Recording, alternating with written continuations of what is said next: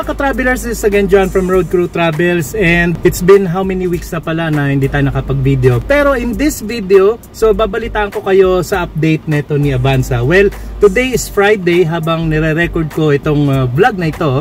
So it's October 18, 2024. And bukas, obviously, Sabado. So, yun yung schedule ng pagpapakoating nito ni Abby. So, ang purpose na ito mga ka-travelers is para mapangalagaan yung pinaka-body na sasakyan. Well, externally of course. Yung original painting ng sasakyan na to is maalagaan at para matagal pa ang pagiging makintab neto, kasi all throughout ng pagmamaneho natin, hindi natin may iwasan na paminsan may mga maliliit na bato o kaya mga buhangin na tumatama sa chassis ng ating mga sasakyan.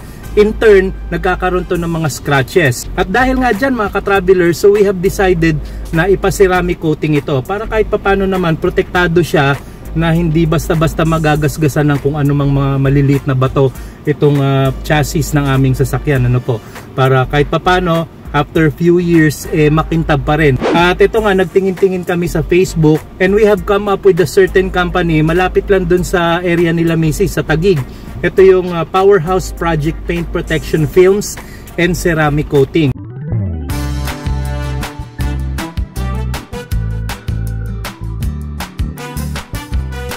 Okay, so yun po mga ka-travelers, so we're here na sa Taguig at nakikita nyo na yung Powerhouse Project. So anytime pwede na kami mag-park dyan at syempre si servisyo na kami at lalagyan na nga ng coating or ceramic coating ang aming sasakyan.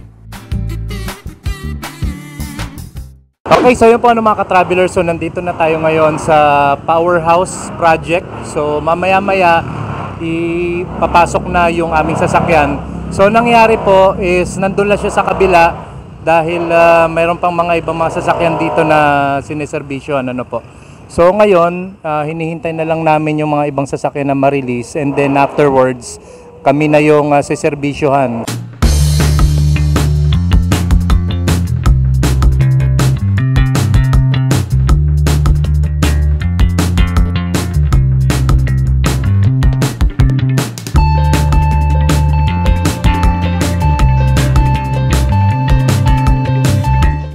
Okay, so yun po mga ka-travelers, so back to our home base na tayo. So di-discuss ko sa inyo, well, not actually in details, pero at least kahit papano in general information all about coating or ceramic coating. So recently nga, nagtingin-tingin kami ni Mrs. ng mga services about ceramic coating kasi lately na uuso na nga to sa mga sasakyan. And we came across this company, ito nga sinasabi kong Powerhouse Project na naka-base sa Taguig. At tiningnan na rin namin kung ano yung mga prices at yung mga ino-offer nilang services. At masasabi ko namang mas okay ito as compared sa mga iba naming nakita when it comes sa mga presyo. Pero before we go further mga ka-travelers regarding sa mga services ni Powerhouse, so alamin muna natin ano nga ba ang purpose talaga ng pagpapaceramic coating. Siyempre nag-research din tayo mga ka-travelers at napag-aralan ko nga na ang ceramic coating is napapanatili niyang bago yung pinaka-body ng inyong sasakyan. So ibig sabihin na ito mga ka-travelers, so less na kayong magkakaroon ng effort na palagi kayong pupunta sa car wash para laging palinisan ang inyong mga sasakyan. So dito sa ceramic coating na to, meron silang tinatawag dito na hydrophobic. Since na-coat na nga yung body ng inyong sasakyan, so hindi na kayo magkakaroon ng effort na sasabunin pa to. Kadalasan nito is tubig lang at syempre kailangan nyo rin ng special kind of cloth na ni-refer din sa akin nung taga Powerhouse. Yung tipong walang borderline na tela at syempre yung makinis siya, yung hindi magkakaroon na scratches yung body ng inyong sasakyan. So sa ganitong paraan, less na rin ang paglabas nyo ng pera na pupunta-punta pa kayo sa car wash. Nice! Dahil nga sa ceramic coating is napapanatili niyang laging bago yung itsura ng inyong sasakyan. At speaking of which, tungo na rin tayo sa services na ino-offer ni Powerhouse. Ngayon, si Powerhouse is meron siyang ino-offer na tatlong klase ng ceramic coating. Meron yung tinatawag nila na Elixir, Quartz, at Kenzo. So meron sila ditong 4-layer coat at yung 6-layer coat. Bali, ano po ba yung mga tatlong serbisyo ninyo pala dito sa Powerhouse? Ang pinaka main service po namin is meron po kami pinamarket namin is the paint protection film. And meron po kami na ceramic coating. And the last po is yung tint po. So nano ceramic tint installation. So yung inabil niyo po sir is the ceramic coating which is processing ng 2 days po yun. So yun yung high-end na ano namin, service na avail. Yes po, yun po yung pinaka high-end, yung po yung highest end sa ceramic coating, yung Kenzo po na 6 layers. So good for 5 years po siya, and for the first day po, ang gagawin natin is katulad po na nakikita niyo sa expander. Ano po siya, premium car wash muna siya, then saka po siya i-checklist. So para ma-check natin yung condition ng pintura natin, then para makita niyo po kung ano yung mga paint defect, or if ever na may makitang defect, makapag-decide kayo sir kung gusto niyo po bang ipagawa or i-assist natin siya. Para once na makita niyo po yung checklist, makikita niyo po yung possible options kung ano yung pwede niyong gawin. Then, saka po yung paint correction, saka po magpo-proceed sa next day yung installation na po ng ceramic. Bali, ano to, after nung 5 years na to, worn out na ba yung yung coating? Mangyayari po, yung hanggang dun po yung warranty ng ating Kenzo na 6 layer. Pero after po ng 5 years, pwede nyo po siyang ibalik para po sa libreng recoating. So same pa rin po.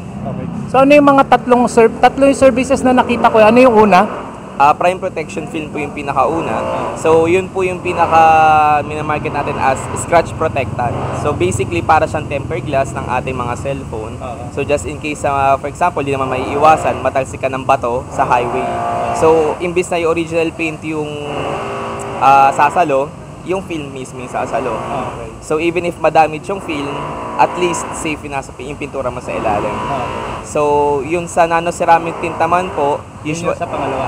Yun po yung pangatlong service natin. Yung pangalawa? So, yung pangalawa po yung ceramic coating. Ceramic coating lang. Opo. Yung pangatlo is yung nano ceramic tint. So, syempre, ang ginagawa natin sa mga kotse ngayon, minsan nagpapalamig tayo sa loob. Pagka nabibuild kasi sa araw yung kotse, para nagiging oven yung interior. So, ang nano ceramic tint, heat rejection siya. So, nire-repel niya yung mga heat para hindi masyado mainit sa loob. Comfortable mag-drive. Then para safe din si owner kasi privacy rin yung niya, madilim niya sa labas, then clear sa loob. So hindi siya yung blurry katulad ng ibang tint. So safety and privacy. So doon na kami sa pinaka high-end, which is yung Kenzo, at pinili na namin yung 6-layer coating. So napakaganda ng kanyang serbisyo mga ka-travelers. Under this, of course, hindi ko naman alam kung ano yung mga chemicals na pinaglalagay nila doon. Basta 6-layer coating yon. At tumagal din naman yung kanilang pagko-coat dun sa aming sasakyan within 24 hours. Kasi nga, iniwan namin doon almost mga halos 9 o'clock na rin ng umaga, Sabado. And then, binalikan na lang namin siya the next day. Mga Sunday afternoon na, actually, 4 p.m. Okay, so yun po mga ka-traveler. So, nandito na tayo sa Powerhouse Project. So, tinext na ako ni Sir Luel at 4 p.m. makukuha na daw namin sasakyan. Unfortunately, umulan, so advice nila hindi dapat mabasa ng ulan ito kasi katatapos lang i-cure ng aming sasakyan. Yun si Abby. So tumagal siya dito for 24 hours. So yan, in-apply na yung mga dapat i-apply, yung coating niya, yung ceramic, etc. etc. So hindi ko na alam yung iba. At ito, yung last na nga is curing na lang. So as much as possible, kapag magpapaceramic coating kayo, make sure na ang weather is okay, di ba? Kasi kung hindi, ang in-advise sa amin dito, kapag nabasa ng ulan yan, is kailangan i-wash out nyo ng tap water and then punasan nyo ng tela na recommended ni Powerhouse. Okay? And then hanggang sa mapatuyo. Kasi mangyayari niyan kapag daw halimbawa katatapos lang ng coating and then umulan, kapag hindi nyo yan binasa ng tubig at pinunasan, magkakaroon ng parang, ano ba tinatawag nila ng parang spotting. So, hindi na magiging maganda yung itsura ng paint ng inyong sasakyan. Kasi nga ang ulan ngayon, hindi na katulad nung dati na talagang medyo malinis-linis pa. Since marami ng chemicals na nasa paligid natin, yung ulan natin is somewhat meron ng may pagka-acidic na. Kaya nga tinatawag na acid rain. At ang kagandahan pa dito mga ka-travelers, lagi kayong ina-update ni Powerhouse sa kung ano na yung ginagawa nila sa inyong sasakyan. So every hour nagpo-post sila sa Messenger kung ano na yung ginagawa nilang proseso sa pagko-coating ng inyong sasakyan. Good job! So kung interesado kayo na magpa-ceramic coating para sa inyong sasakyan, so do check out Powerhouse Project. So makikita nyo naman sa Facebook page, or ilalagay ko na lang yung link sa description ng video na to para at least magkaroon na rin kayo ng basic information all about their services. At kung di pa kayo nakasubscribe sa aming channel, don't forget to subscribe Road Crew Travels at i-hit nyo na rin ang notification bell para updated kayo palagi sa aming susunod na vlogs.